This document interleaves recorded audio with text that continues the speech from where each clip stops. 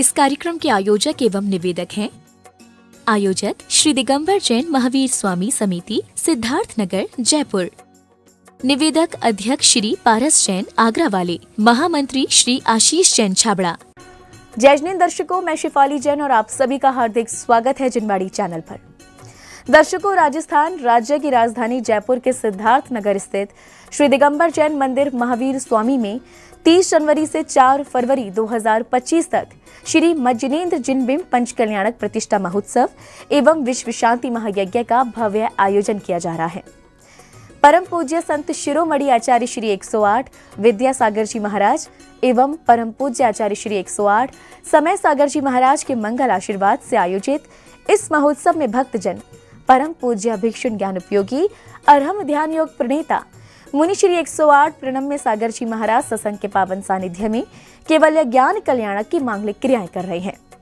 आइए दर्शकों, विशेष प्रसारण के माध्यम से हम भी सम्मिलित होते हैं भगवान के केवल ज्ञान कल्याणक महोत्सव की शुभ क्रियाओं में। आशीष जैन, महामंत्री, सिद्धार्थ नगर जैन समाज समिति। बहुत गर्व और खुशी का मौका है। सिद्धार्थ नगर में मुनि श्री प्रणम्य सागर जी महाराज के सानिध्य में भव्य पंच कल्याण हो रहा है। इस पंच कल्याण ने जयपुर में एक अपना अलग ही उदाहरण पेश करा है। जिस तरीके का वैभव यहाँ देखने को मिला है, जिस तरीके से इस पंच कल्याण को पूरे समाज ने मिलजुल करके यहाँ संपन्न करा है। आज यहाँ पर समूहशरण लगाया जाएगा।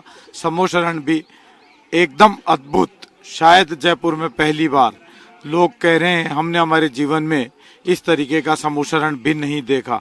आज बहुत हर्ष है कि इस तरीके के कार्यक्रम सिद्धार्थ नगर में पूरे समाज को साथ में लेकर के हो रहे हैं। 3 बजे से 5 बजे तक आज इस कार्यक्रम को लाइव दिखलाया जाएगा। आप सभी लोग इसको देखें ताकि अपन धर्म की प्रभावना को बढ़ा सकें। जय जिनेन्द्र, जय महावीर। मैं सिद्धार्थ नगर जयपुर महिला मंडल की अध्यक्ष विद्युत लोहाड़िया बोल रही हूँ। हमारे यहाँ भव्य पंच कल्याण प्रणम सागर जी के सानिध्य में हो रहा है और आज चौथा दिन है। आज समूहशरण लगेगा और इतना भव्य, मतलब जनता इतनी जुड़ी हुई है कि घट यात्रा निकली वो भी भव्य निकली और कल परसों जन्म कल्याण का जुलूस निकला, वो भी भव्य जुलूस था। इस जुलूस में हमारे इस पंच कल्याण में 4 चांद लग गए। प्रणम सागर जी महाराज के सानिध्य में जो हो रहा है, बहुत ही सानिध्य, बहुत ही अच्छा पंच कल्याण हमारे यहाँ हो रहा है। सबको जय जिनेन्द्र। परम पूज्य प्रणम सागर जी महाराज यहाँ पंच कल्याण बड़ा ही उत्साहपूर्वक हो रहा है। ऐसा लगता है कि सारे इंद्र और सारे गुरु इसी पंच कल्याणक के अंदर आ चुके हैं। इतना भव्य पंच कल्याणक न हमने कभी जीवन में देखा, न आगे क्या होगा ये तो एक अलग बात है, लेकिन यहाँ का जैसा पंच कल्याणक अभी तक हमने कभी नहीं देखा। ऐसे गुरुवर को हम नमोस्तु नमोस्तु नमोस्तु करते हैं। आज चौथे दिन पंच कल्याणक महोत्सव के अंतर्गत आज बड़ी धूमधाम के साथ में ज्ञान महोत्सव हम सब ने बड़ी उत्साहपूर्वक इस कार्य को संपन्न किया। यह कार्य श्री प्रणय सागर जी महाराज के सानिध्य में संपन्न हुआ। यहाँ ये 4 दिन का जो माहौल है, बहुत, ये सिद्धार्थ नगर बहुत धर्मी है, धर्म की नगरी ऐसा प्रतीत होता है जैसे धर्म की नगरी बन गई हो। यहाँ जयपुर के अंदर इस पंच कल्याणक की धूम बड़ी दूर दूर तक मची हुई है। इस पंच कल्याणक को मतलब पूरे जयपुर शहर ने बहुत अच्छे तरीके से सहारा और कहना है कि ऐसा पंच कल्याणक अभी तक जयपुर शहर में नहीं हुआ।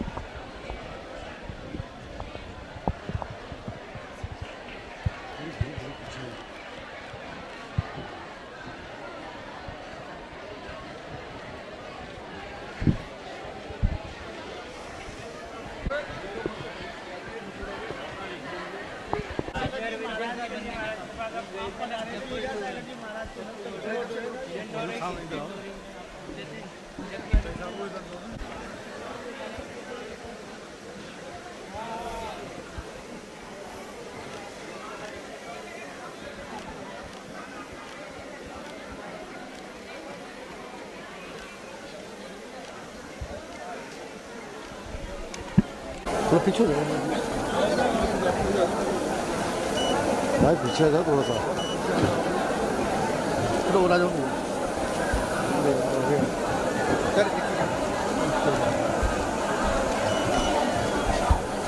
हर्ष और गौरव का विषय है। हमारे बीच में राजस्थान के पूर्व मुख्यमंत्री हमारे इस कार्यक्रम में बहुत 3 बार आ चुके थे समाज में।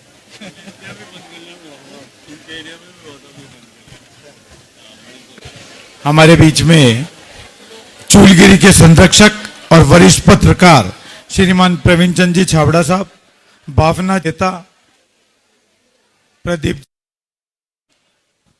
महेश जी काला साहब यहाँ पर इस कार्यक्रम की शोभा बढ़ा रहे हैं। हम आप सबका स्वागत अभिनंदन करते हैं। मैं तिलक पर आगे बढ़ रहा है और आज भगवान को सूर्य मंत्र भी अभी 2 मिनट पहले ही दिया जा चुका है और इसके बाद समूहशरण की भी तैयारियां जोर शोर से चल रही है। इसके बाद समूहशरण प्रारंभ हो जाए।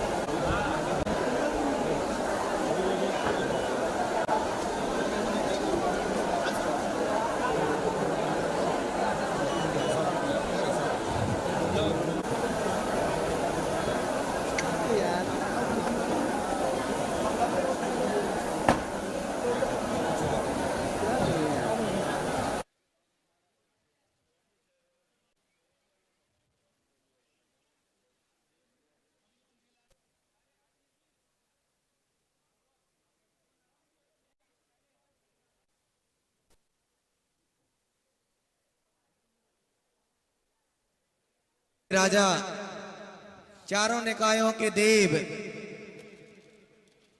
भगवान के समूह शरण में दिव्य ध्वनि को श्रवण करने के लिए आते हैं।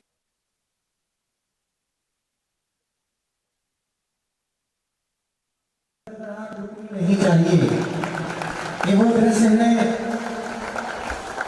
जब अपना गुरुओं के प्रति समर्पण, ऐसा अद्भुत दृश्य और कहते हैं आज का ये बहुत अद्भुत दृश्य होगा कि भगवान को केवल ज्ञान की उत्पत्ति हुई।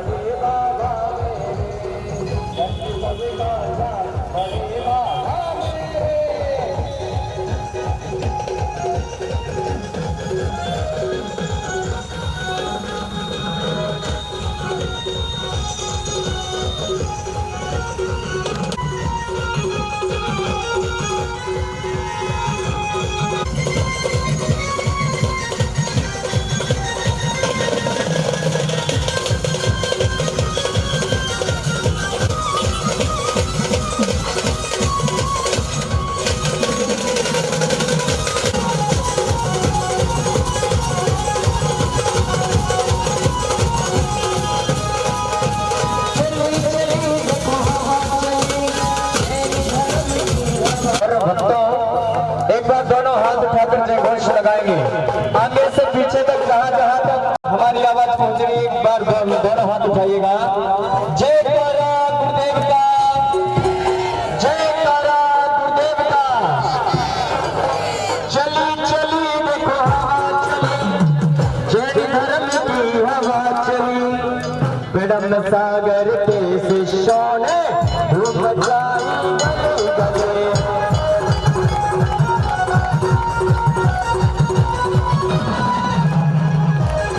शोभायमान हो गई।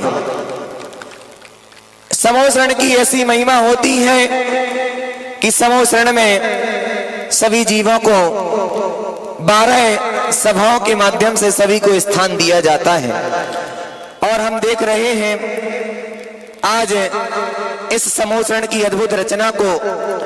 और चलते हैं, हम सभी को दिव्य देशना भी सुननी है।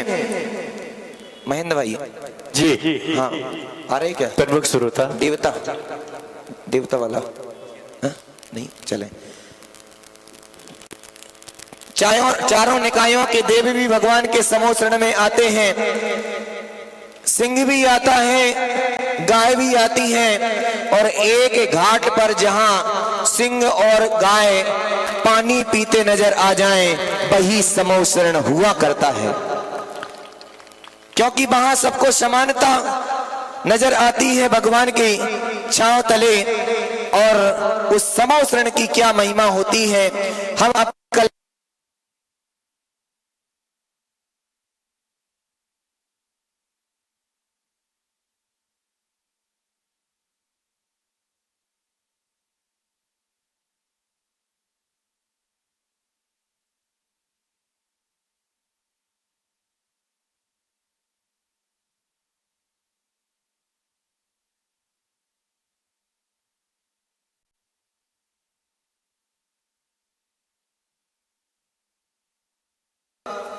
समोसरण में गणधर परमेष्ठी के रूप में विराजित अरहम ध्यान योग प्रणेता परम पूज्य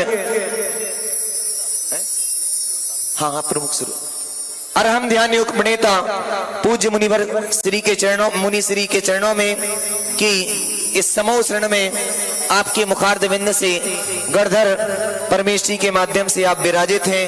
और जगत के इन समस्त जीवों को आपके मुखारविंद से कल्याण के मार्ग की भावना, कल्याण का मार्ग प्रशस्त हो, जिसमें प्रथम श्रोता के रूप में नाम क्या है?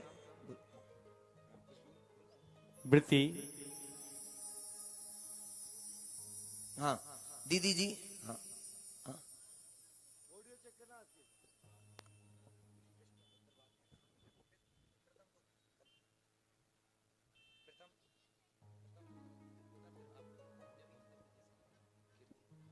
हाँ अमीका जी, बहन अमीका जी अपने एक चलें दे दो, चलें।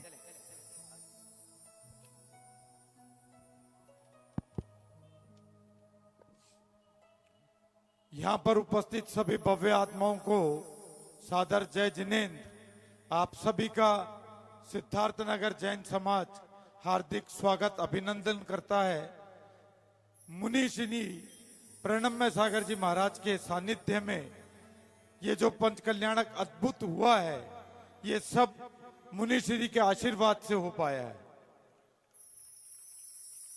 आप सभी ने बहुत नजदीक से मुनि श्री को देखा होगा, समझा होगा। बहुत सरल स्वभाव के हमारे मुनि श्री, वात्सल्य के मूर्ति।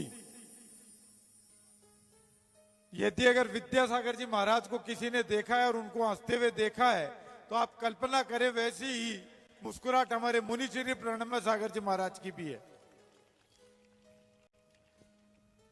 कल गुरुदेव के प्रवचन भी सुने, समझा भी, समझने का प्रयास भी करा। टोडरमल हमारे यहां पंडित हुए जिन्होंने कुछ शास्त्र लिखे और उनको आचार्य कल्प की उपाधि दी गई। वस्त्र धारण करके कुछ किताबों को लिखने वाले, ज्ञान को प्रकाशित करने वाले आचार्य कल्प के रूप में हो सकते हैं, तो हमारे मुनि श्री ने तो अनेकों ग्रंथ लिख दिए, प्राकृत भाषा, संस्कृत भाषा, हिंदी भाषा। तो आज हम, उपाधि तो मेरी हिम्मत नहीं है, लेकिन हम आज से नियम लें कि मुनि श्री को आचार्य कल्प के रूप में हम बोला करेंगे। आचार्य कल्प मुनि श्री प्रणम्य सागर जी महाराज की। एक बार आप लोग सब आचार्य कल्प मुनि श्री प्रणम्य सागर जी महाराज की।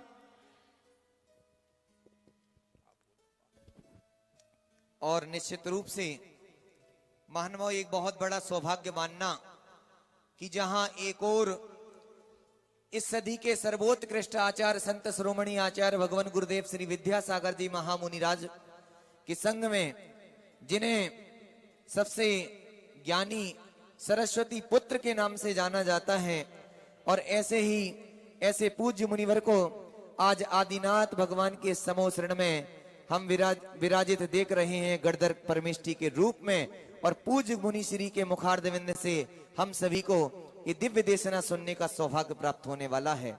और अभी जो आशीष भैया ने बात कही, सच में आचार्य कल्प मुनि श्री प्रणम्य सागर महामुनिराज के नाम से, क्योंकि जिन्होंने ऐसे शताधिक ग्रंथों की रचना करी हो, धन्य है ऐसा गुरुवर का ज्ञान, धन्य है ऐसे गुरुवर की चर्या।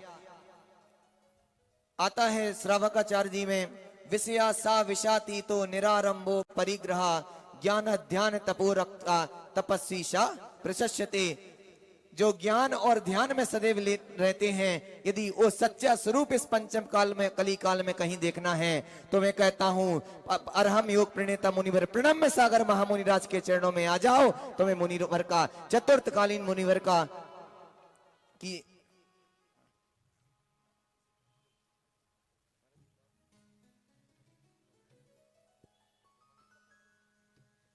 ऐसा अद्भुत ये दृश्य। जिनवाणी चैनल लाइव भी चालू हो गया क्या? हाँ। और 180 देशों में ये पंच कल्याणक प्रतिष्ठा महामहोत्सव की ये झलकियां झलक रही हैं। और मैं बिना विलंब के साथ, क्योंकि इस समूह शरण के माध्यम से 180 देश के सभी कल्याण के मार्ग को प्रशस्त करने वाले हमारे समूह शरण में विराजित पूज्य मुनिवर के चरणों में हम निवेदन करेंगे कि हे भगवान, हम सभी को हमारे कल्याण के मार्ग को प्रशस्त करने के लिए दिव्य ध्वनि प्रदान करें। नमोस्तु भगवान, नमोस्तु भगवान, नमोस्तु भगवान।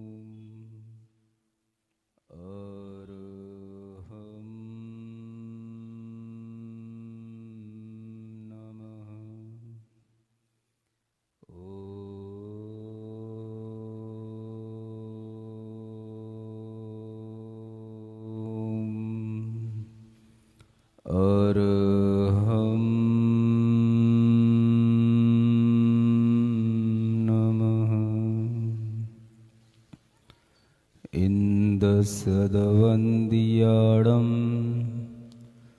तिहुवणहिद मधुर विसदवकाडम् अन्तातीद गुणाणं इळमोजिनाणं जिदभवाडम् इळमोजिनाणं जिदभवाडम्। देवादिदेवादिम तीर्थंकर श्री ऋषभनाथ भगवान की। आचार्य गुरुवर श्री विद्यासागर जी महाराज की। आचार्य श्री समय सागर जी महाराज की। आज की जय बोलिए अरहम ध्यान योग प्रणेता मुनिवर प्रणम्य सागर जी महाराज की। नमोस्तु गुरु। यह मंगल पवित्र बेला जब कई वर्षों की तपस्या के बाद भगवान ऋषभ देव को केवलक ज्ञान की प्राप्ति हुई और सारा लोक भगवान के केवल ज्ञान से प्रकाशित हो गया। भगवान के केवल ज्ञान होने के बाद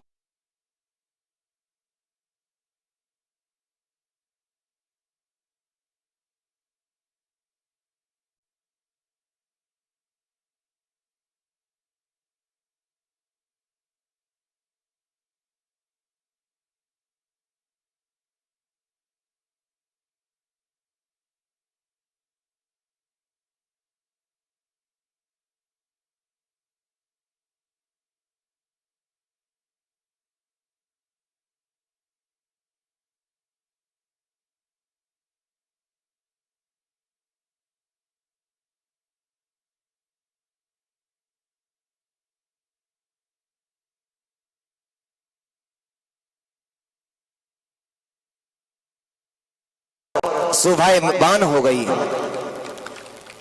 समोसरण की ऐसी महिमा होती है कि समोसरण में सभी जीवों को 12 सभाओं के माध्यम से सभी को स्थान दिया जाता है।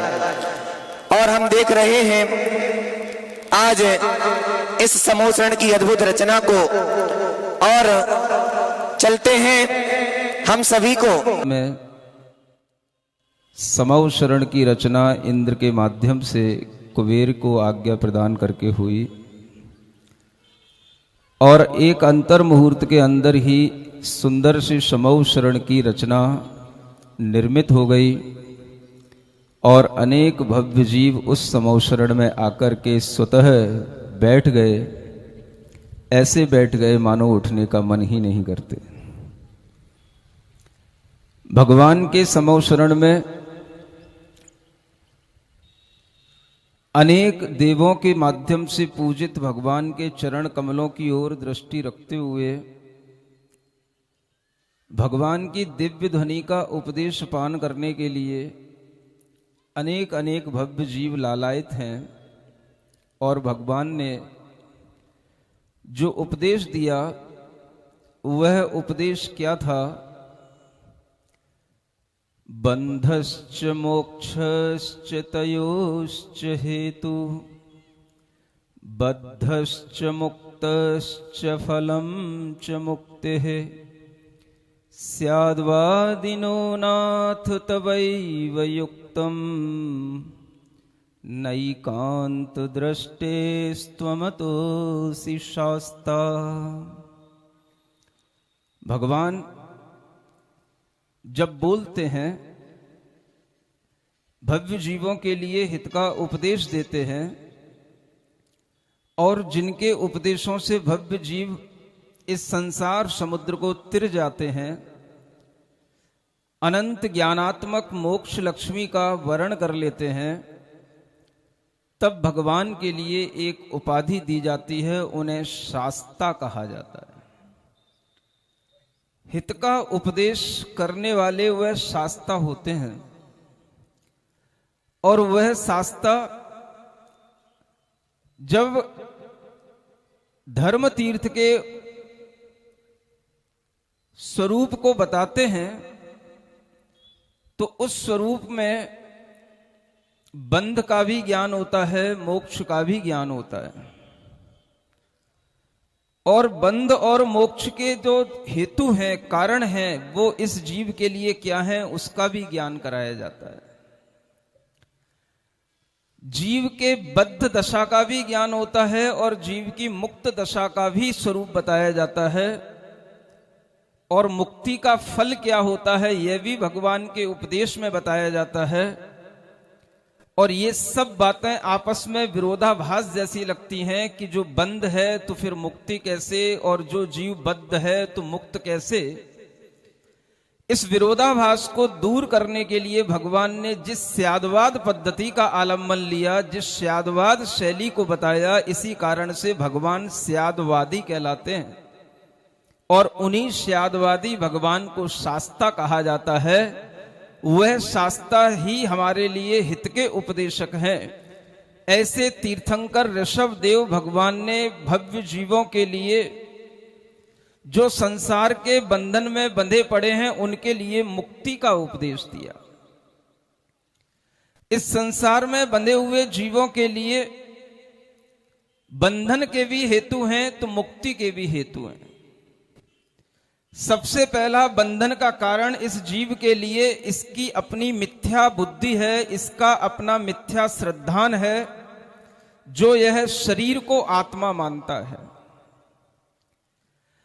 इस मिथ्या बुद्धि के कारण से ही इसके अंदर असंयम भाव आता है, कसाएं उत्पन्न होती हैं और अनेक तरह की यह मन वचन काय की चेष्टा करके मिथ्यात्व के साथ ही अनेक तरह के कर्मों को अपने अंदर बांधता है।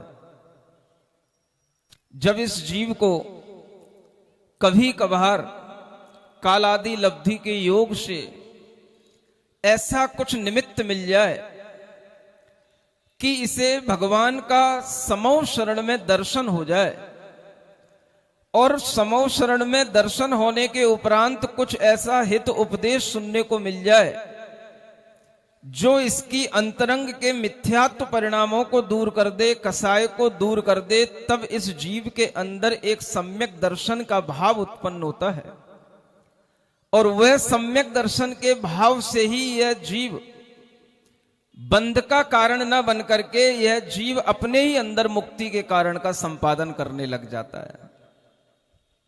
आज इस समौ शरण में बैठ करके मुझे पहली बार ये अनुभव में आ रहा है कि भगवान 5000 धनुष ऊंचाई पर समौ शरण में कैसे बैठते होंगे, और उनका शरीर केवल ज्ञान होने के बाद 5000 धनुष ऊंचा जाता होगा तो उन्हें कैसा लगता होगा।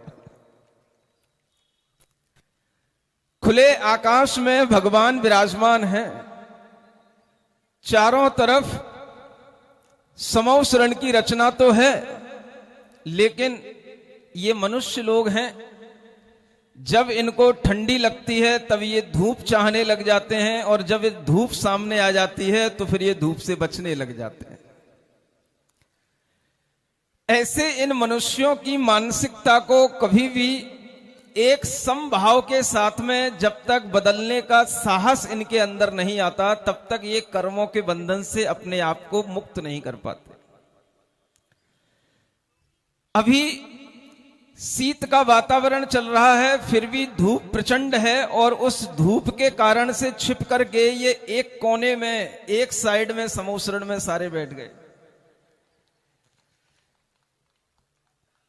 एक तरफ का समौ शरण खाली पड़ा है, कह दो महाराज देवों के लिए छोड़ रखा है, उसमें देवी बैठे हैं।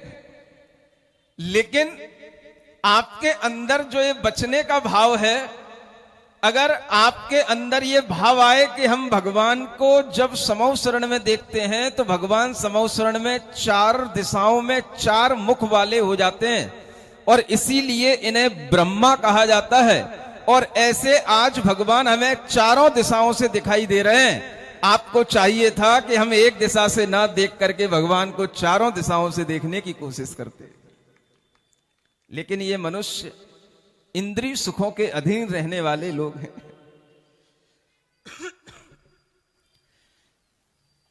थोड़ा सा भी इन्हें प्रतिकूलताएं सहन नहीं होती, और यह हमेशा ये विचार करते हैं कि बस धूप भी ना लग जाए, ठंडी भी ना लग जाए, और इनकी कोमल कांति ऐसी बनी रहे, और भगवान का समौ शरण में दर्शन भी हो जाए, उपदेश भी सुनने को मिल जाए, धर्म भी हो जाए, और संसार से पार भी उतर जाए। दोई काम नहीं होए सयाने, सुन रहे हो सयाने क्या कह रहा हूं? दो काम नहीं होए सयाने, राज भोग और मोक्ष जाने। एक तरफ इंद्रियों के भोगों की इच्छा और एक तरफ मुक्ति की इच्छा, दोनों चीजें एक साथ नहीं हो सकती। इसीलिए भगवान ने कहा यह जीव अपनी कसायों से बंधता है और कसायों को छोड़ता है तो कसायों के छूटने से ही मुक्त होता है। जो जीव बंधा है वो बद्ध कहलाता है और जो जीव मुक्त हो गए वो मुक्त कहलाते हैं। जीव दोनों दशाओं में रहता है। संसार दशा में है तो बंधन के साथ में है और संसार से मुक्त हो जाता है तो बंधन से मुक्त होकर के यह जीव मुक्त दशा का अनुभव करता है। आज भगवान मुक्त दशा का अनुभव कर रहे हैं। भगवान के अंतरंग के मोहिनी कर्म, ज्ञानावरणी, दर्शनावरणी अंतराय कर्मों का उन्होंने स्वयं अपनी ध्यान साधना से घात किया, विनाश किया और अपने ही अंतरंग में छिपे हुए अनंत ज्ञान, अनंत सुख, अनंत दर्शन, अनंत शक्ति को उन्होंने प्रकट कर लिया। अनंत चतुष्टय के धनी तुम ही हो सिरताज। आज देखो सिरताज बने हुए हैं। किसी के सिर पर इतना बड़ा ताज है और अगर होगा तो वो भी देखते देखते गिर पड़ेगा। इसलिए भगवान आज सबके सिरताज हैं। कल तक जो प्रतिमा एक सामान्य से धातु की कहलाती थी, अपूज्य कहलाती थी, आज वही प्रतिमा पूज्य हो गई है और उस प्रतिमा के अंदर इतनी शक्ति आ गई कि अगर उस प्रतिमा का आप दर्शन करते रहो, देखते रहो तो आपके अंदर भी सम्यक दर्शन की प्राप्ति हो जाए। यह उन प्रतिमा के अंतरंग में भी इस तरह की विशुद्धियां और इस तरह के मंत्रोच्चारण के संस्कारों का लाभ मिल जाता है। तो सोचो, जड़ प्रतिमा में जब इतना परिवर्तन आ जाता है तो आप तो चैतन्य आत्मा हो, आपकी आत्मा में भी बहुत कुछ परिवर्तन आना चाहिए। कैसे आएगा महाराज? समो शरण में बस बैठते रहें, देखने का, सुनने का सौभाग्य मिलता रहे। एक ना एक दिन तो ऐसा आएगा कि हम भी भगवान की तरह केवल ज्ञान के धनी बन जाएंगे। ऐसा तो मन में भाव कर ही सकते हो। अगर ऐसा मन में भाव है तो मन में एक विचार कर लेना। अगर हम जयपुर में रहते हैं और जयपुर में कम से कम 20 किलोमीटर दूर भी कहीं कोई पंच कल्याणक होगा तो हम उस पंच कल्याणक में जरूर भगवान के समो शरण में दर्शन करने जाएंगे। जितना हम बार बार भगवान को देखेंगे, बार बार सुनेंगे, उतना ही हमारे मन के कसाएं कम होंगी और हमारे अंदर सम्यक दर्शन की विशुद्धियां उत्पन्न होंगी और इन्हीं विशुद्धियों के माध्यम से हम समझ पाते हैं कि भगवान क्या है और भगवान का दर्शन क्या है। ऐसे भगवान जिन्होंने णमो जिनाणम जिद भवानम, अपने भव को जीत लिया, अपने संसार को जीत लिया, हम उन जिनेंद्र भगवान को नमस्कार करते हैं। जिन्होंने अपने भीतर के संसार को स्वयं अपनी साधना से जीता, ऐसे जिनेंद्र भगवान को हम जिन इसीलिए कहते हैं कि उन्होंने जीत लिया, इसीलिए वो जिन हैं। और जो जिनके मार्ग का अनुसरण करते हैं, जिनके मार्ग पर चलते हैं, उनको हम जैन कहते हैं। जो जिनेंद्र भगवान के बताए हुए मार्ग पर चले वो जैन कहलाता है। सुन रहे हो कि नहीं? भगवान ने जो मार्ग बताया वो आत्म शुद्धि का भी मार्ग बताया, शरीर शुद्धि का भी मार्ग बताया, मन शुद्धि का भी मार्ग बताया। जो जीव मोक्ष मार्ग पर चलने लायक शुद्धियां नहीं ला पाते तो उन्होंने, भगवान ने यह भी बताया कि अगर तुम अपनी शारीरिक और मानसिक शुद्धि को बनाए रखोगे तो तुम कभी ना कभी अपनी चैतन्य आत्मा की विशुद्धि को भी उपलब्ध हो जाओगे। इसलिए भगवान ने कहा, इस संसार में कोई भी मनुष्य अगर मनुष्य का जीवन प्राप्त करके मांस खाता है, अंडा खाता है, जीवों का वध करता है, शराब पीता है, सिगरेट पीता है, अपने शरीर का नाश खुद अपने आप से करता है, तो वह जीव कभी भी अपनी मन शुद्धि और शरीर शुद्धि को नहीं बनाए रखने के कारण से सम्यक दर्शन का पात्र नहीं बन सकता। कभी वह जीव चैतन्य की शुद्धि को प्राप्त नहीं हो सकता। आप लोगों से भगवान का यह उपदेश है और उस उपदेश को मैं भगवान की तरफ से आपसे कह रहा हूं, क्योंकि यहां पर घोषणा हुई है कि भगवान के गणधर के रूप में मुनि महाराज विराजमान है, तो थोड़ी देर के लिए हम भी भगवान के गणधर बनने का सौभाग्य प्राप्त कर लेते हैं।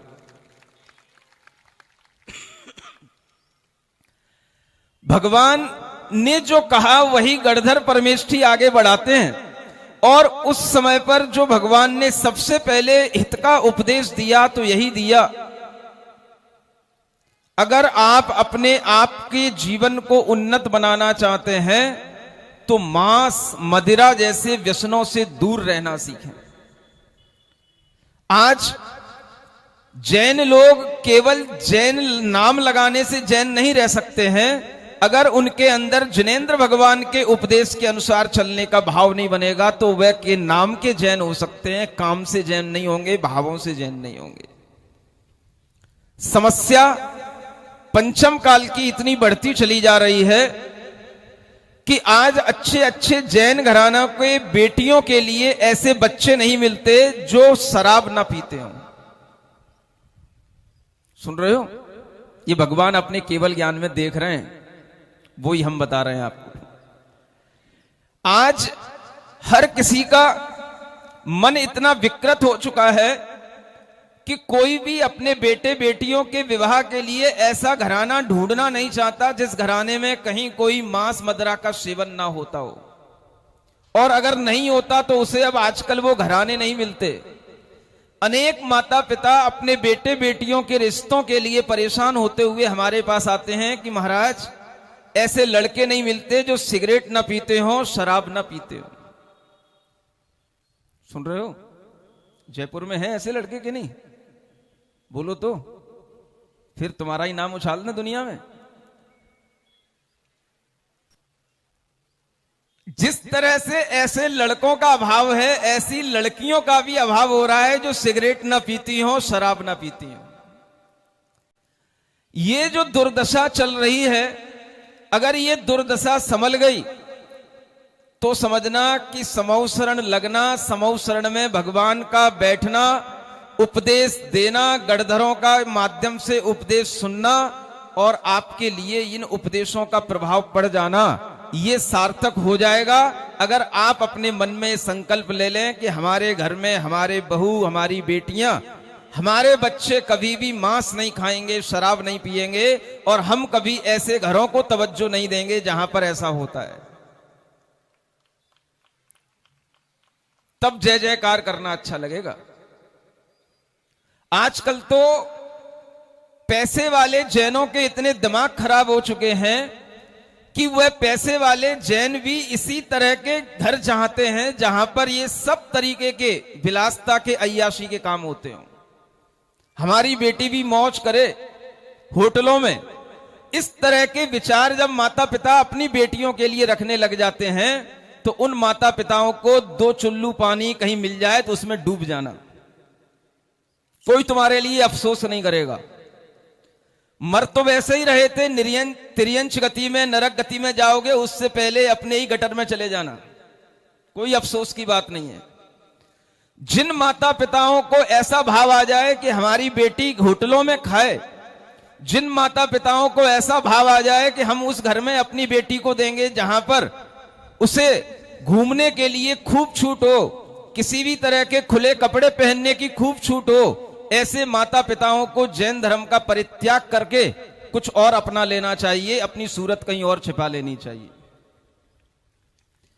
आपकी बुद्धि इतनी विकृत होती चली जा रही है इस आधुनिक मानसिकता में कि आप भूल रहे हैं कि धर्म का वास्तविक स्वरूप हमारे आचरण से बनता है और आचरण हमारे विचार से आते हैं। अगर हमारे आचरण और विचार में पवित्रता नहीं रहेगी तो केवल धर्म की जय जयकार करने से धर्म की जय जयकार नहीं हो जाएगी। धर्म की जय जयकार करने के लिए आपको अपने आचरण और विचार दोनों शुद्ध बनाने पड़ेंगे। हिंसा से बचना पड़ेगा, व्यसनों से बचना पड़ेगा। अगर आप सप्त व्यसन से दूर रहने का भाव नहीं करते हैं तो आचार्यों ने कहा है, भगवान जिनेंद्र देव की वाणी में आया है, जो सप्त व्यसन का आदि होता है वह कभी जिन प्रतिमा का स्पर्श ना करे, कभी भगवान का अभिषेक ना करे। सुनते हो कि नहीं? बोल नहीं रहा कोई। सुनाई पड़ रहा है? बहुत दूर दूर तक सुनाई पड़ रहा है। समूह शरण में ऐसा कोई भी कोना रहता नहीं है जहां भगवान की वाणी पहुंचती ना हो। 1 योजन तक भगवान की वाणी पहुंचने की क्षमता होती है। 1 योजन माने 1 योजन में 4 कोस, 1 कोस में 3 किलोमीटर, माने भगवान की वाणी 12 किलोमीटर तक पहुंच सकती है। तुम तो बहुत पास में बैठे हो। भगवान को छूने की योग्यता बना करके रखो, और अगर आपने इस छूने की योग्यता को खो दिया तो उसी के परिणाम स्वरूप आपके शरीर में अनेक तरह के दाग, अनेक तरह की व्याधियां उत्पन्न होती हैं, जिसके कारण से आप भगवान को छूने योग्य नहीं रह जाते। आज इस समोशरण में बैठ करके हम अब ये भाव कर लें, संकल्प कर लें कि हे भगवान, मेरे जीवन में कुछ धर्म उतरे ना उतरे, लेकिन हम अपनी योग्यता इतनी बना करके रखें कि हे भगवान, हम जब चाहें तब मन वचन काया की शुद्धि पूर्वक आपके चरणों का स्पर्श कर सकें और मुनि महाराज के हाथों में 1 ग्रास 2 ग्रास रखने की योग्यता बनाए रखें। इतनी योग्यता अगर आपकी बनी रहेगी, आपके बेटे बेटियों की बनी रहेगी, तो उनका जैन धर्म में जन्म लेना सार्थक होगा, और यह भगवान के दिव्य दर्शनों से उनके अंदर कोई सम्यक दर्शन का भाव आएगा। अन्यथा धर्म धीरे धीरे भावों से, विचारों से छूटता चला जा रहा है, और सब एक दूसरे को देखते चले जा रहे हैं। वो कैसा कर रहा है, वो कैसा कर रहा है, भगवान सब देख रहे हैं। केवल ज्ञान का मतलब है अनंत का ज्ञान उन्हें हो गया है। अनंत जीवों के अनंत विचार उनके ज्ञान में आते हैं कि आप क्या सोच रहे हैं। पिछली पर्याय में आप क्या थे, पिछली भी अनंत पर्यायों को देख रहे हैं, और आगे आने वाली जो भी आपकी संख्यात असंख्यात पर्याय होंगी, उन सबका भी भगवान को अपने ज्ञान में साक्षात दृश्य देखने को मिल रहा है। इसको कहते हैं अनंत ज्ञान, इनफाइनाइट नॉलेज। हमारे पास, सबके पास में नॉलेज कितनी है? थोड़ी सी नॉलेज है। ज्ञान पूरी आत्मा का स्वरूप होता है, ज्ञान आत्मा का स्वभाव होता है। भगवान ने उस पूरे ज्ञान को प्राप्त कर लिया जो अनंत को जानता है। इसलिए आज से वह भगवान जब केवल ज्ञान प्राप्त कर लेते हैं तो वह सर्वज्ञ देव कहलाने लग जाते हैं। ऐसे सर्वज्ञ देव, देवादिदेव आदिनाथ भगवान की, बंद कर दें, जो सर्वज्ञ होंगे वही शास्ता होंगे, और जो शास्ता होंगे, सर्वज्ञ होंगे, वही ये देख पाएंगे कि यह जीव बंधा क्यों है, किन कारणों से बंधा है। तो मिथ्यात्व, असंयम, कसाएं, मन वचन काय की दुष्ट प्रवृत्तियां, ये सब बंधन के कारण भगवान ने बताए। और सम्यक दर्शन, सम्यक ज्ञान, निष्कसायपना, निष्परिग्रहता का भाव, मन वचन काय की शुभ और शुद्ध चेष्टाएं, ये मुक्ति के कारण भगवान ने बताए। ऐसे भगवान ने बंधन के भी कारण बताए, मुक्ति के भी कारण बताए। और जब मुक्ति मिलती है तो मुक्ति का फल क्या? तो भगवान की सकल सूरत देख लो। अरिहंत दशा यह अभी जीवन मुक्त दशा है, यह आधी मुक्ति हुई है। भगवान के 4 कर्मों का विनाश हुआ है। अभी 4 कर्मों का विनाश और बाकी है, जो कल सुबह होगा। और भगवान अपने 8 ही कर्मों से रहित होकर के, शरीर को छोड़ करके अनंत काल के लिए सिद्ध शिला पर जाकर के विराजमान हो जा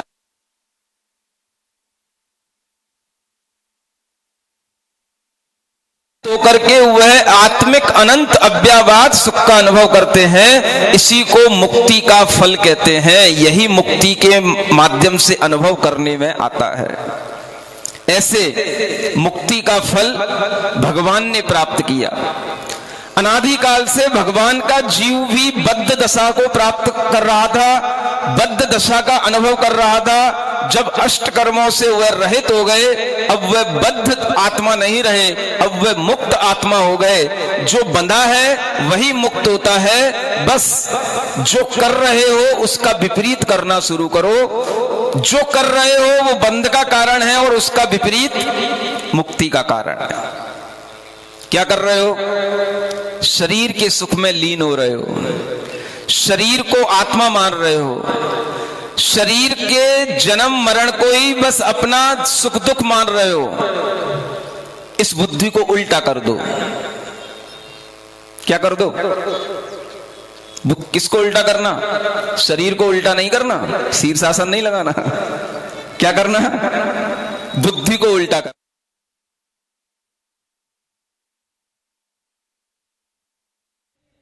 शरीर में आत्म बुद्धि न मान करके, शरीर को जड़ पदार्थ मान करके, आत्मा को आत्मा और शरीर को शरीर मानना, शरीर के सुख दुख से अपने आप को अलग हटा करके अपनी आत्मा के अनंत सुख को अपनी श्रद्धा में लाना, ये जिस दिन से, जिस क्षण से शुरू हो जाएगा, सम्यक दर्शन का भाव उसी क्षण आ जाएगा और अनंत का अनुबंध कराने वाली अनंतानुबंधी कषाय और मिथ्यात्व का अभाव आत्मा में तत्क्षण हो जाएगा।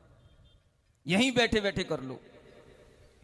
इसीलिए अरिहंत भगवान के भजन गाने पड़ते हैं, इसीलिए अरिहंत भगवान की भक्ति कहलाती है और भगवान की भक्ति ही सम्यक्त कहलाती है। अरिहंते सुभक्ति सम्मतम। अरिहंत भगवान में जो शुभ परिणामों से शुभ भक्ति रखता है उसी को सम्यक दर्शन की प्राप्ति होती है। ऐसे अरिहंत भगवान में अपने शुभ भाव हमेशा बना करके रखो और अपने मन में इस तरह से भगवान की भक्ति करने का एक मन इन स्वरों के माध्यम से बना करके रखो जो मैं आपके लिए यहां पर पढ़ रहा हूं। अरिहंत भजन कर प्यारे, अरि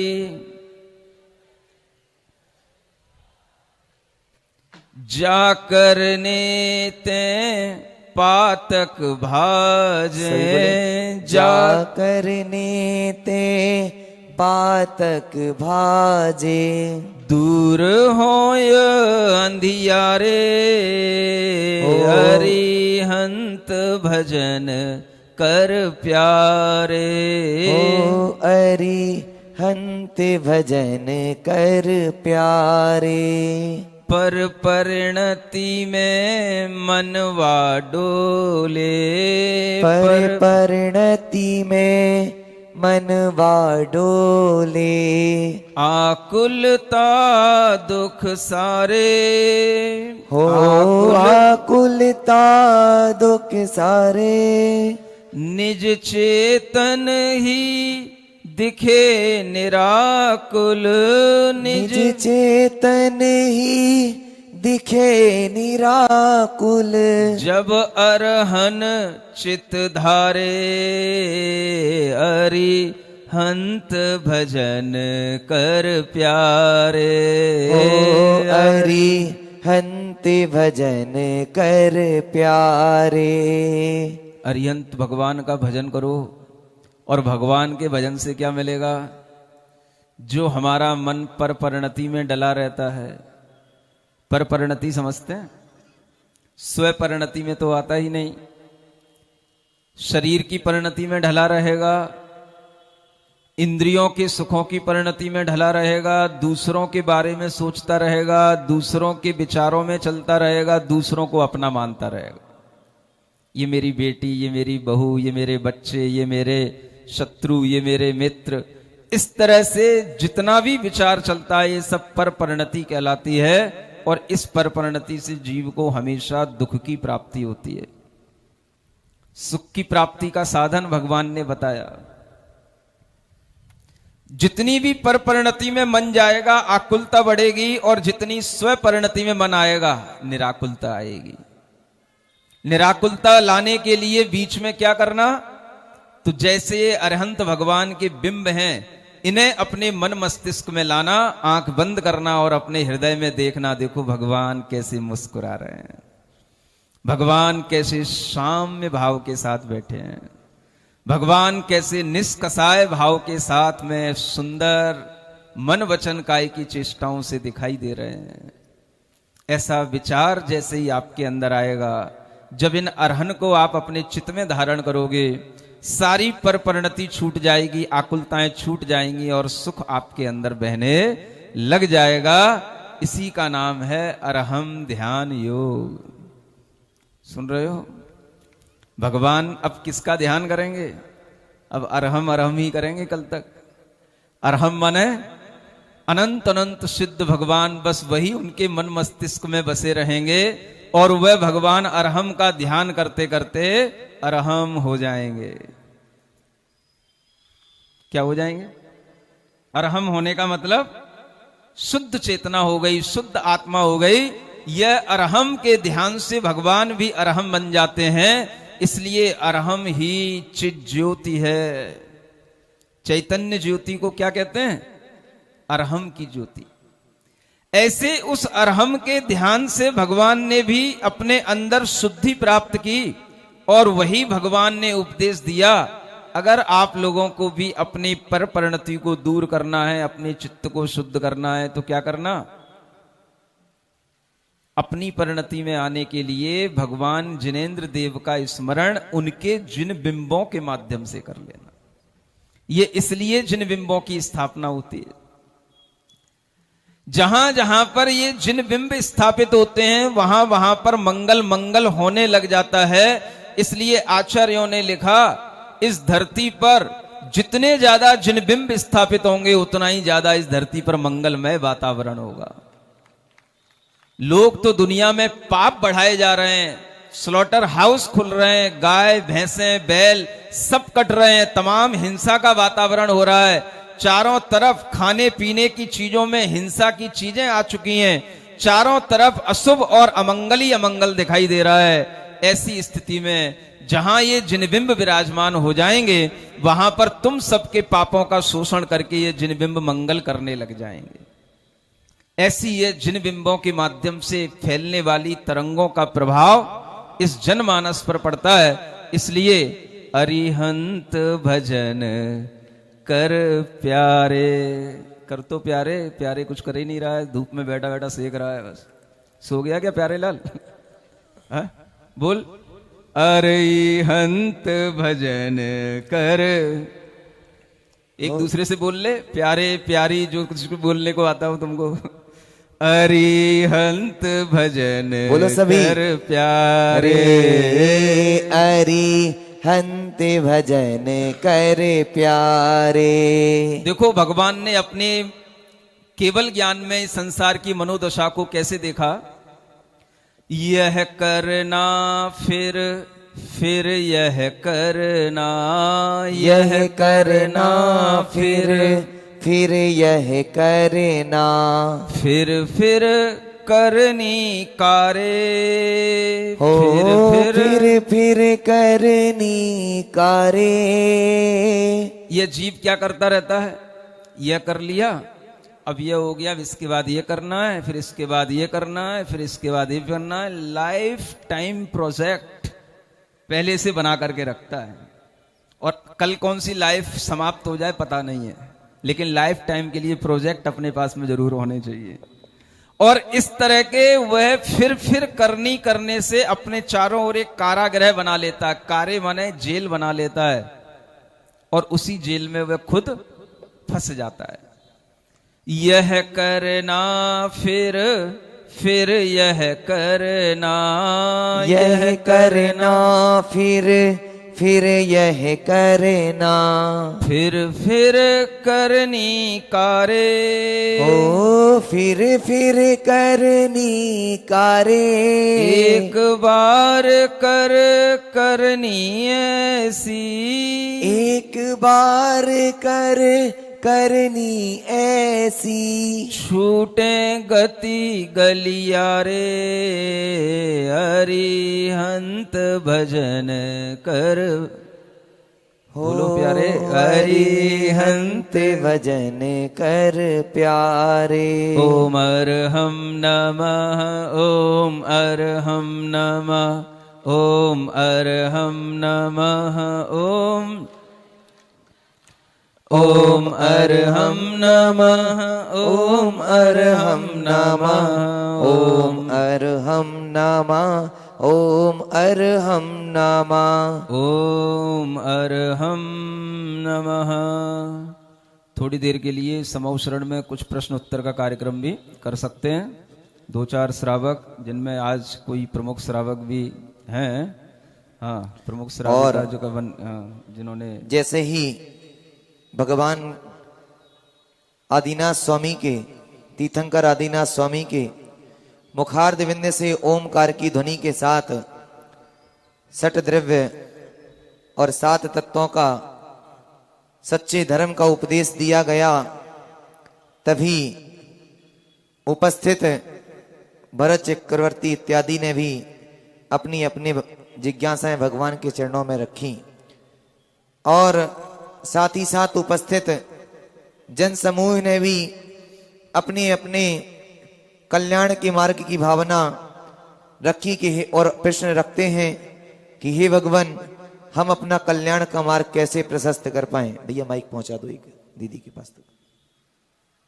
उसी श्रृंखला में अपनी जिज्ञासा लेकर के प्रथम श्रोता के रूप में विराजित बाल ब्रह्मचारिणी दीदी अमीका दीदी हमारे बीच मेरठ से पधारी हैं। वो अपनी जिज्ञासा रख रही हैं भगवान के चरणों में। भैया माइक दे दें।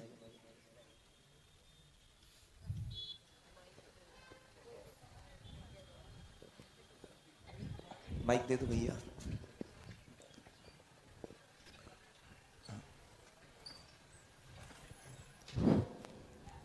बोलिए ऋषभ देव, आदेवादि देव ऋषभनाथ भगवान की। बोलिए गुरुवर श्री परनम्य सागर जी महाराज की। जिनवर सी मुद्रा लख, जिनवर सी मुद्रा लख कर नित गुण प्राप्त करूं। हे भगवन दर्शन ज्ञान चरित्र को धार कर निज गुण को मैं प्राप्त करूं, शिवमग को मैं धार सकूं, ऐसा गुरुवर वरदान दीजिए। हे सर्वज्ञ वीतरागी भगवान, आज मैं एक प्रश्न मेरे मन में उत्पन्न हुआ है, मैं उसको जानना चाहती हूँ कि जो मुख्य श्रोता है उसका क्या सौभाग्य है और उसका पुण्य क्या है और उसका कितने भाव मोक्ष रह गए हैं, मोक्ष के लिए रह गए। देखिए, भगवान के समव शरण में मुख्य श्रोता का अपना एक बहुत बड़ा पुण्य होता है और भगवान ऋषभ देव के समव शरण में वृषभ सेन आदि गड़दर हुए और वहाँ पर भी प्रमुख श्रोता के रूप में अनेक राजाओं के साथ में वहाँ पर भरत चक्रवर्ती जैसे राजा उपस्थित रहे। आप समझ सकते हैं कि भरत चक्रवर्ती जैसे प्रमुख श्रोता के रूप में उपस्थित रहने वाले राजा जब अपना पुरुषार्थ करते हैं तो उसी भव से मोक्ष चले जाते हैं। और भगवान के समोसरण में उस श्रोता का इतना पुण्य होता है कि वह जब भी कभी भगवान के पास उपस्थित हो जाए, टाइम हो तो और बेटाइम हो तो, वह भगवान के लिए प्रश्न पूछ लेते हैं तो भगवान समय जो उनकी दिव्य ध्वनि का नहीं होता है तब भी भगवान अपनी दिव्य ध्वनि से उनके लिए उत्तर देने लग जाते हैं। इतना भारी पुण्य उस मुख्य श्रोता का होता है जिसने भगवान से अपना ऐसा वार्तालाप कर लिया और भगवान को अपने प्रश्न से बुलवा लिया। उससे बड़ा पुण्यशाली इस दुनिया में कौन होगा। भगवान किसी को कभी तवज्जो देते कहां है। लेकिन मुख्य श्रोता का पुण्य रहता है कि भगवान के लिए जब वह प्रश्न करता है तो उसका उत्तर वह असमय में भी देते हैं। यही आपको अपने पुण्य की सराहना करने के लिए पर्याप्त होना चाहिए। जय हो वीतरागी भगवान की जय हो, सर्वज्ञ देव की जय हो। और भगवान के समूह शरण में कई जीव अपनी अपनी जिज्ञासाएं रखते हैं।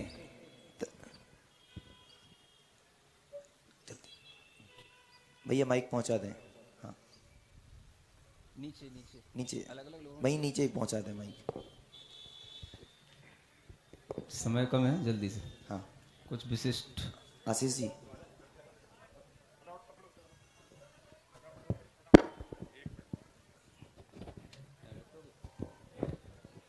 नमस्ते गुरुदेव।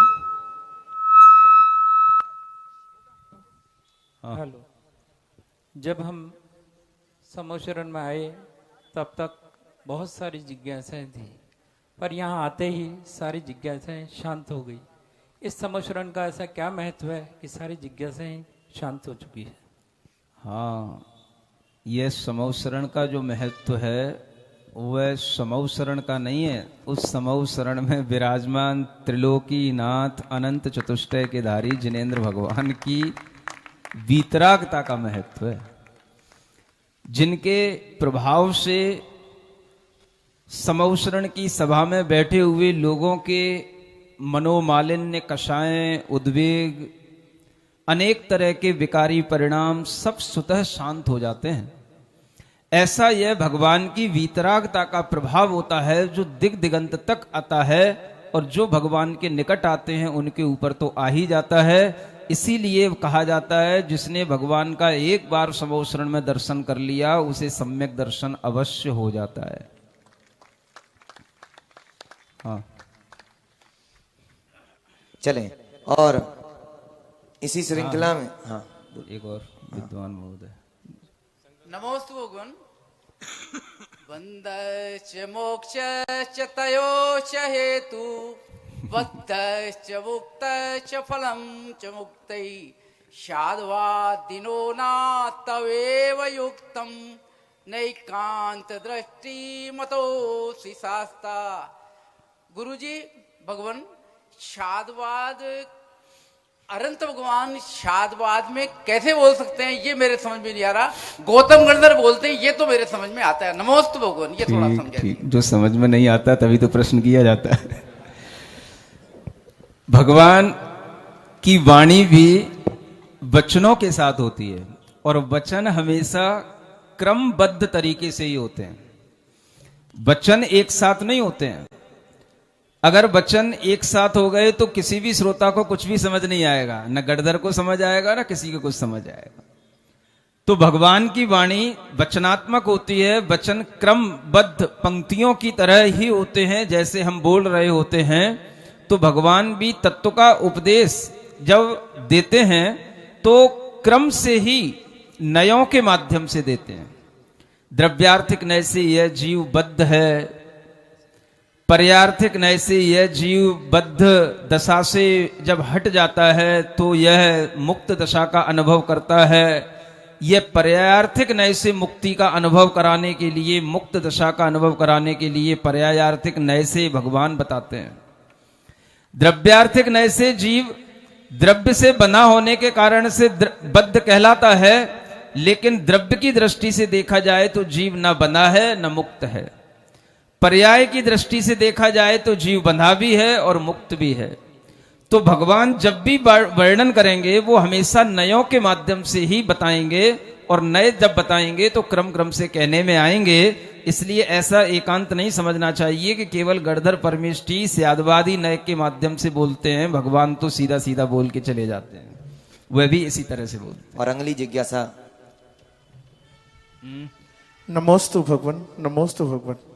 भगवान, हम लोग जैसे प्रतिष्ठाचार्य हैं और पूरी विधि यथोचित आगम के अनुसार करते हैं, जितना भी जाप का संकल्प होता है वो सब पूरी जापें भी करते हैं, अनेक जापों के साथ प्रतिष्ठाएं कराते हैं।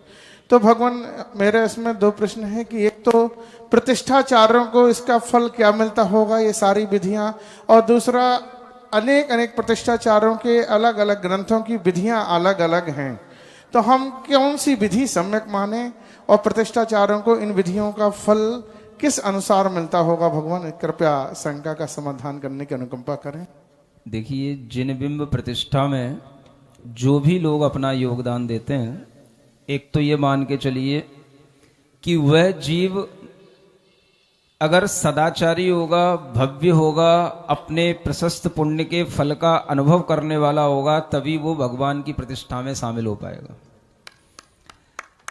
अगर उस जीव के परिणाम भगवान की प्रतिष्ठा करते हुए और जैसा शास्त्रों में बताया गया है उसी तरह की मंत्र आराधन आदि अनुष्ठानों की विधियों को पूर्ण करते हुए इस भय के साथ में वह कार्य करता है कि हमसे कोई गलती ना हो जाए, ये भीति उसके अंदर अगर बनी रहती है और वह पाप से डरता हुआ, आगम की विपरीतता कुछ ना हो जाए, इस भाव से अपने अंदर संकोच करता हुआ, डरता हुआ वह अनुष्ठान करता है, तो उसकी उस विशुद्धि से कहा गया है कि वह प्रतिष्ठाचार्य भी निकट भव्य जीव होता है और वह जीव भी जो है 2, 4, 6 भवों में मोक्षगामी होता है।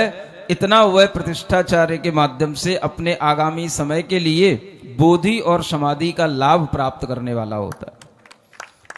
इसी तरह से जो प्रतिष्ठा कराने वाले आचार्य मुनि महाराज होते हैं, उनके लिए भी वह बोधि और समाधि को प्रदान करने वाली ये प्रतिष्ठाएं होती हैं।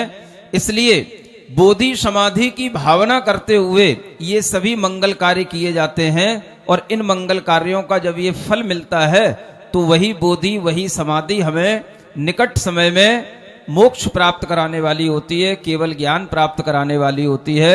ऐसी इन प्रतिष्ठाओं का अपना महत्व है। रही बात अनेक अनेक तरह के प्रतिष्ठा ग्रंथों की या प्रतिष्ठा बनाने वाले अनेक आचार्यों की, उनकी बाहरी विधियों में अंतर हो सकता है, लेकिन अंतरंग की विधियां सबकी एक समान है। सबके लिए अंतरंग में वही अनंत चतुष्टय उत्पन्न करना है, मुक्ति कन्या से विवाह कराना है। बाहर की क्रियाओं में वह कुछ भी हो और अधिक हो सकता है, उससे हमें कोई विरोध नहीं है, लेकिन आपके लिए इतना ही पर्याप्त ज्ञान में होना चाहिए कि हम अंतरंग की जो विशुद्धि वाली चीजें हैं उसमें कोई कमी ना लाएं और वह कमी ना आए।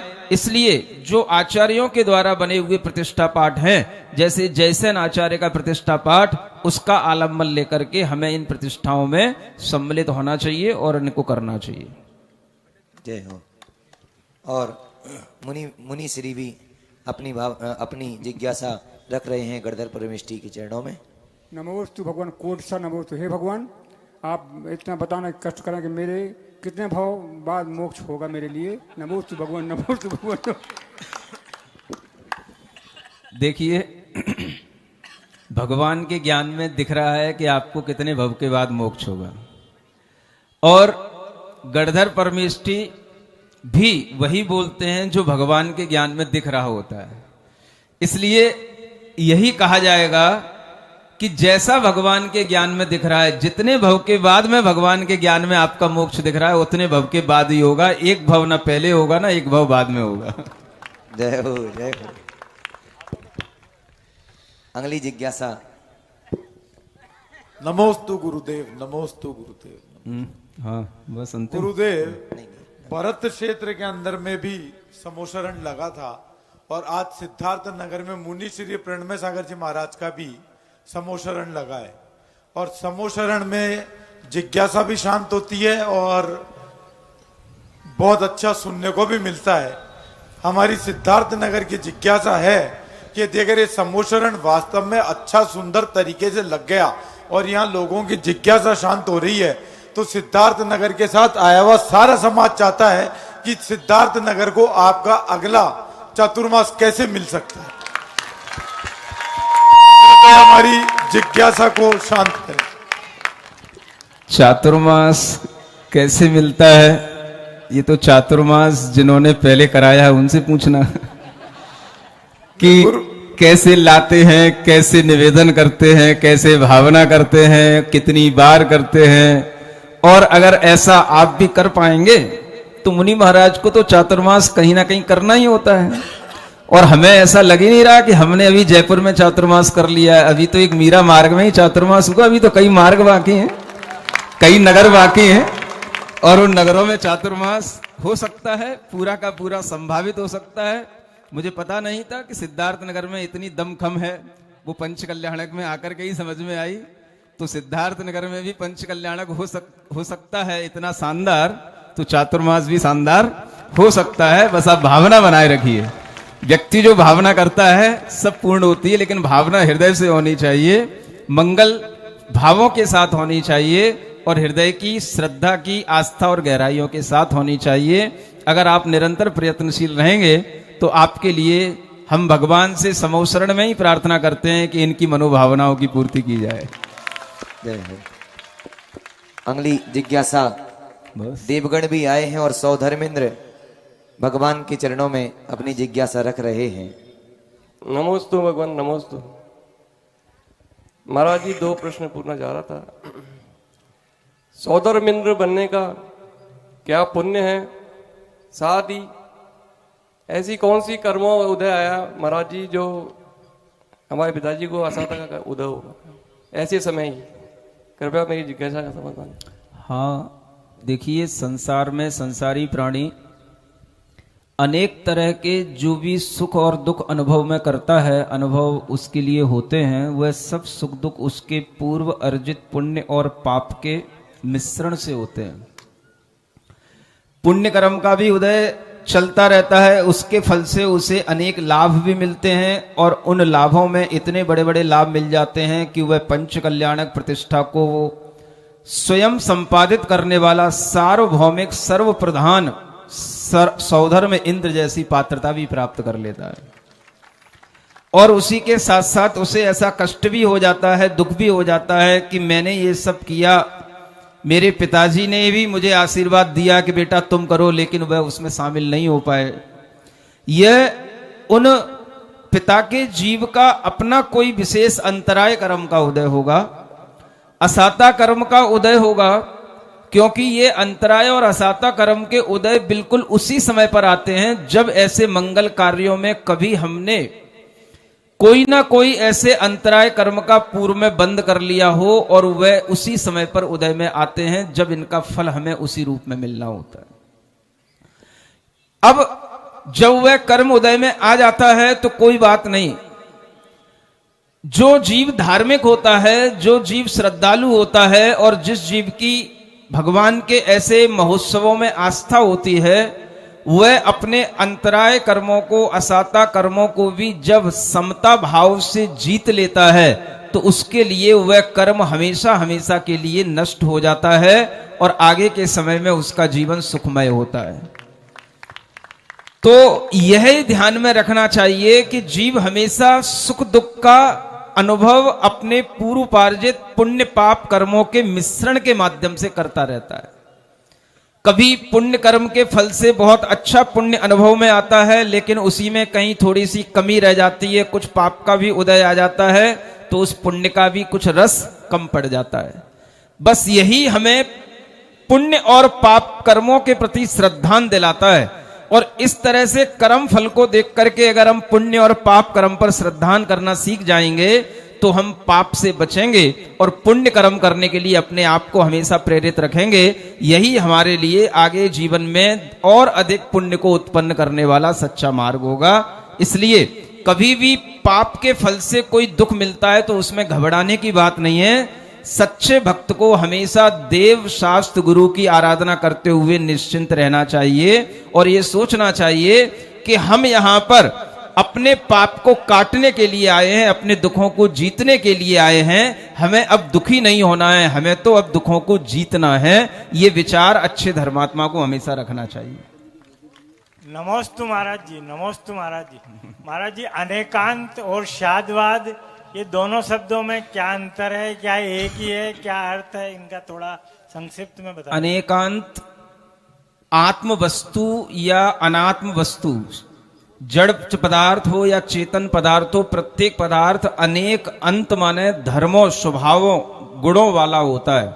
इसलिए हर पदार्थ अनेकांत स्वरूप होता है और उस अनेक गुणों को एक साथ नहीं कहा जा सकता, उसके अंदर के जो अनेक धर्म हैं उनको एक साथ नहीं कहा जा सकता, उन अनेक स्वभावों की अभिव्यक्ति एक साथ नहीं कही जा सकती, उसको कहने की जो क्रमिक पद्धति है विवक्षा के माध्यम से, उसको स्यादवाद कहते हैं।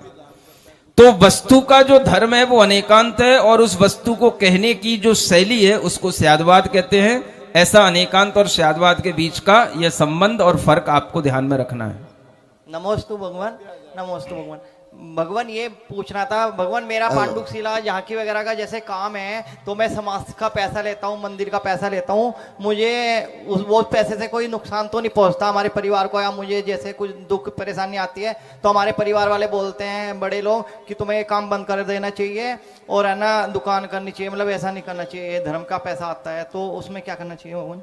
देखिए, धर्म के इन कामों में अच्छी अच्छी झांकियां बनाना, अच्छे अच्छे इन आयोजनों में अपना समय लगाना, ये सब बिना पैसे के नहीं होता। और व्यक्ति जब ऐसा कोई कार्य करता है तो उसके प्रतिफल में उसे कुछ मिलता भी है, यह आपको अपना पारिश्रमिक ही समझना चाहिए।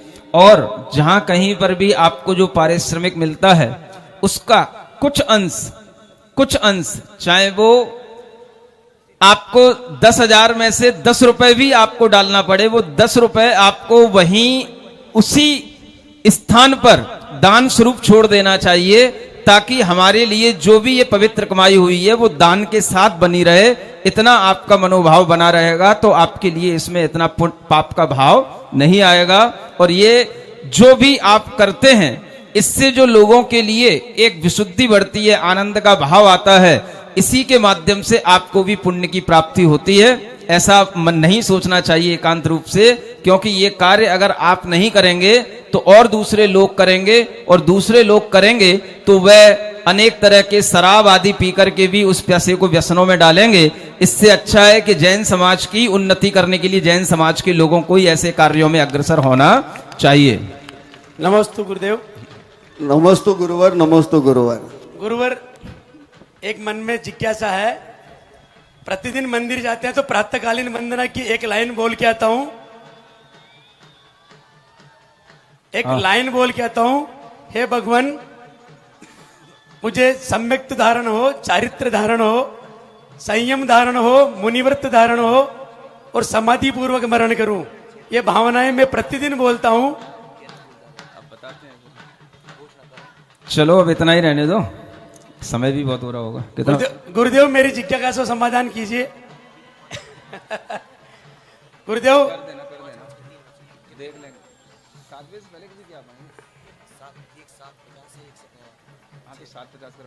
गुरुदेव मेरी जिज्ञासा का समाधान कीजिए।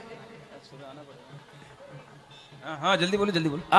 तो गुरुदेव मैं चाह रही है, जो मेरी भावना जो बनती है, मैं चाहता हूं कि मैं जो मेरे घर के जो दायित्व हैं, मेरी ये भावना आगे से आगे घर के दायित्व जल्दी से मेरे पूरे हो और मैं आगे इस पथ पे आगे बढ़ूं। भगवान तुम्हारी भावना को जल्दी पूरा करे। चलिए जिनवाणी करते हैं। श्री जिनवाणी जग कल्याणी, इसके बाद चढ़ा ले। जग जन मदतम मोह हरि, जनमण हारी गढ़हर हारी, जम्मो जरा भव रोग हरि। हो थिथ्ययाराणम दिव्य जोड़ी में जो पड़ई सुड़ई मई धारई, डाड़ में सोखे मणतम धरिए, साश दे मोखे पदम पावई, साश दे मोखे पदम पावई। भगवान की समूह शरण में आरती करना का सौभाग्य है। मात्र 1 मिनट में पात्र का चयन करेंगे। भगवान समूह शरण में विराजित हैं। हाँ 25 से 525 रुपया सीखता करें। 25 से 525, 31 से 331। अरे महेंद्र भाई जी, उनके 51 कराओ जिन्होंने आज भगवान को प्रथम दर्शन कराया। 51 बोले क्या? तेरा पंडित जी 51,551 रुपया, 51,551 रुपया। और कोई भाई 51,551 रुपया, 51,551 2, 51,551 रुपया, 51,551 रुपया, 2.5 51,551 रुपया। भाई राजेश जी चलें भैया देखें। चलिए 51,551 रुपया अंतिम अवसर। और 51,551 1 2 2.5 पौने 3 99 और 51,551 रुपया 3 बार। 3 और परम सौभाग्य प्राप्त किया है सम्मानित श्री। आज का दिन लगता है समोसण में इन्हीं का है, तेरापंथी जी का। बजाओ एक बार जोरदार महेश तालियां। जी, चलें अर्घ रमेश जी, माया जी, तेरापंथी, श्रीमान निर्मल जी, पवन जी, तेरापंथी परिवार ने सौभाग्य प्राप्त किया है। सम्मानित श्री राकेश जी, तेरापंथी परिवार ने सौभाग्य प्राप्त किया है। आइए सम्मानित श्री पुजारी जी से अनुरोध है पहले हाथों में अर्घ समर्पित करें। ओम नमो अरते भगवते सकल समोषण विभूति संपन्नाय जिनाय अर्घ्यम निर्विपामिति। ओम ह्रीम अशोक वृक्ष प्रातिहर संपन्नाय अर्घ्यम निर्विपामिति। ओम ह्रीम देवकृत पुष्प वेष्टित प्रातिहर संपन्नाय जिनाय अर्घ्यम निर्विपामिति। ओम ह्रीम विद्युध्वनि प्रातिहर संपन्नाय जिनाय अर्घ्यम निर्विपामिति। ओम ह्रीम चतुष्षष्टि चामर प्रातिहर संपन्नाय जिनाय अर्घ्यम निर्विपामिति। ओम ह्रीम सिंहासन प्रातिहर संपन्नाय जिनाय अर्घ्यम निर्विपामिति। ओम ह्रीम महामंडल प्रातिहर संपन्नाय जिनाय अर्घ्यम निर्विपामिति। ओम ह्रीम दुंदुभि प्रातिहर संपन्नाय जिनाय अर्घ्यम निर्विपामिति। ओम ह्रीम छत्रत्र प्रातिहर संपन्नाय जिनाय अर्घ्यम निर्विपामिति। ओम ह्रीम अष्टमंगल द्रव्य स्थापना जिनाय अर्घ्यम निर्विपामिति। ओम ह्रीम द्वादश सभा संपत्ति संपन्नाय जिनाय अर्घ्यम निर्विपामिति। ओम ह्रीम जीव तत्व स्वरूप निरूपक जिनाय अर्घ्यम निर्विपामिति। ओम ह्रीम पुद्गल द्रव्य स्वरूप निरूपक जिनाय अर्घ्यम निर्विपामिति। ओम ह्रीम धर्म द्रव्य स्वरूप निरूपक जिनाय अर्घ्यम निर्विपामिति। ओम ह्रीम अधर्म द्रव्य स्वरूप निरूपक जिनाय अर्घ्यम निर्विपामिति। ओम ह्रीम आकाश द्रव्य स्वरूप निरूपक जिनाय अर्घ्यम निर्विपामिति। ओम ह्रीम काल द्रव्य स्वरूप निरूपक जिनाय अर्घ्यम निर्विपामिति। ओम ह्रीम आश्रव तत्व स्वरूप निरूपक जिनाय अर्घ्यम निर्विपामिति। ओम ह्रीम बंध तत्व स्वरूप निरूपक जिनाय अर्घ्यम निर्विपामिति। ओम ह्रीम संवर तत्व स्वरूप निरूपक जिनाय अर्घ्यम निर्विपामिति। ओम ह्रीम निर्जरा तत्व स्वरूप निरूपक जिनाय अर्घ्यम निर्विपामिति। ओम ह्रीम मोक्ष तत्व निरूपक जिनाय अर्घ्यम निर्विपामिति। ओम ह्रीम आप्त स्वरूप निरूपक जिनाय अर्घ्यम निर्विपामिति। ओम ह्रीम गुरु स्वरूप निरूपक जिनाय अर्घ्यम निर्विपामिति। ओम ह्रीम धर्म स्वरूप निरूपक जिनाय अर्घ्यम निर्विपामिति। ओम नमो अरते भगवते सयादवाद स्वरूप निरूपक जिनाय अर्घ्यम निर्विपामिति। ओम ह्रीम वर्तमान योग वेद स्वरूप निरूपक जिनाय अर्घ्यम निर्विपामिति। ओम ह्रीम करणानि योग वेद स्वरूप निरूपक जिनाय अर्घ्यम निर्विपामिति। ओम ह्रीम चरणानि योग वेद स्वरूप निरूपक जिनाय अर्घ्यम निर्विपामिति। ओम ह्रीम द्रव्यानुयोग वेद स्वरूप निरूपक जिनाय अर्घ्यम निर्विपामिति। ओम ह्रीम मुनि श्रावक धर्मोपदेशक जिनाय अर्घ्यम निर्विपामिति। चलें इसके बाद मंगल आरती। और ध्यान दें कल ठीक 7:46 पर सुबह भगवान को मोक्ष हो जाएगा। आप लोग ठीक 6:15 बजे उपस्थित होकर के हम केवल ज्ञान की पूजा करेंगे। उसके तत्पश्चात ठीक 7:46 पर पूज्य मुनि श्री के सन्निधि में हम उस मोक्ष की प्रक्रिया को समझेंगे और देखेंगे। चलें। और बहुत ही सुंदर भव्य जो आपने पांडुक शिला का दृश्य देखा और ये भव्य समोसरण का जो दृश्य देख रहे हैं वह बाके विहारी झांकी बड़ौद के माध्यम से बहुत ही सुंदर कलाकृतियां पर प्रस्तुत की गई है। चलें उसके बाद राजेश जी लीजिए आरती। आशीष जी आज की आरती का जो भी जैसा स्वरूप रखा हो उसकी व्यवस्था देख लें। चलें मंगल आरती। बोलिए भगवान के समोशरण की जय। जय हो। श्री समोशरण की आरती यूं तारों में लेके सभी झूमते हुए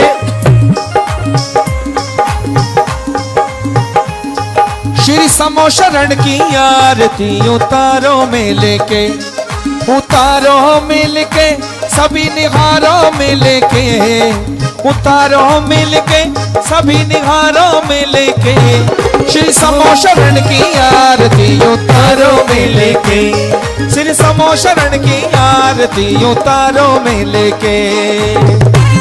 अरे दोनों हाथ खोल के झूमते हुए जय हो।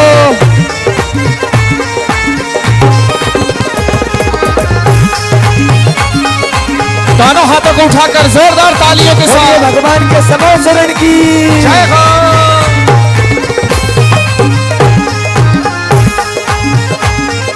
रत्नन दीप जला इंद्राणी आरती की नीरे रत्नन दीप जला इंद्राणी आरती की नीने श्री समोशरण की आरती उतारो में लेके श्री समोशरण की आरती उतारो में लेके समोशरण में चतुर्मुखी भगवान विराजे हैं समोशरण में चतुर्मुखी भगवान विराजे हैं भगवान विराजे हैं, दीनानाथ विराजे हैं। ओ भगवान विराजे हैं, दीनानाथ विराजे हैं। अरे गणधर रूप विराजे गुरुवर प्यारे लागे रे। गणधर रूप विराजे गुरुवर प्यारे लागे रे। श्री समो शरण की आरती उतारो मिल के। श्री समो शरण की आरती उतारो मिल के।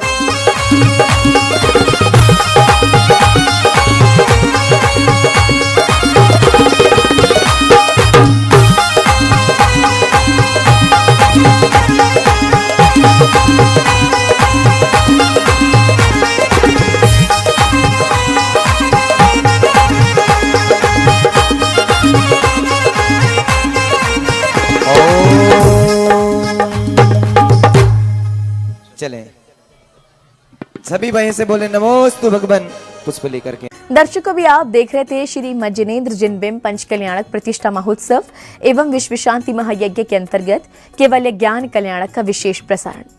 परम पूज्य संत शिरोमणि आचार्य श्री 108 विद्यासागर जी महाराज एवं परम पूज्य आचार्य श्री 108 समय सागर जी महाराज के मंगल आशीर्वाद व परम पूज्य अभिक्षण ज्ञान उपयोगी अरहम ध्यान योग प्रणेता मुनि श्री 108 प्रणम्य सागर जी महाराज सत्संग के पावन सानिध्य में आयोजित इस दिव्य आयोजन में भक्तों ने आज केवल ज्ञान कल्याणक की मांगलिक क्रियाओं में सहभागी बन अपने जीवन को धन्य किया।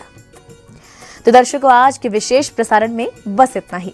फिर भेंट होगी आपसे ऐसे ही किसी कार्यक्रम के साथ। तब तक के लिए दीजिए मुझे आज्ञा और आप देखते रहिए जनवाड़ी चैनल। जय जिनेंद्र। इस कार्यक्रम के आयोजक एवं निवेदक थे आयोजक श्री दिगंबर जैन महावीर स्वामी समिति, सिद्धार्थ नगर, जयपुर। निवेदक अध्यक्ष श्री पारस जैन, आगरा वाले। महामंत्री श्री आशीष जैन, छाबड़ा।